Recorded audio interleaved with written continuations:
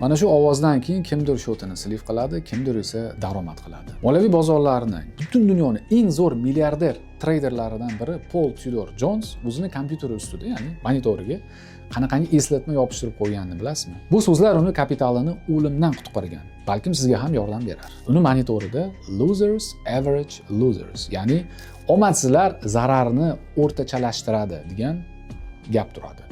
Ko'pchilik treyderlar pozitsiyasi zararga kirganda narx baribir tepaga qarab qaytadi. O'sha zarar ko'rib turgan pozitsiyaga yana pul qo'yishadi. Mana shunaqangi fikr bilan-da. Buy ochdingiz, narx pastga qarab ketdi. Buy, oxirida sliv. Natijada bitta noto'g'ri butun boshli depozitni portlatib yuboradi.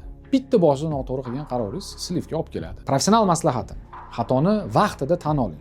Stop loss qo'ying va zarar ko'rib turgan pozitsiyangizni ushlab turmang. Bozor hech kimga hech narsani va'da qilmagan. Xo'sh, odatda siz pozitsiyani yumshataman deb yana bitta qo'shasizmi yoki darhol zararlarni yopasizmi? Javoblarga qarab yaxshi yechimlarni beraman.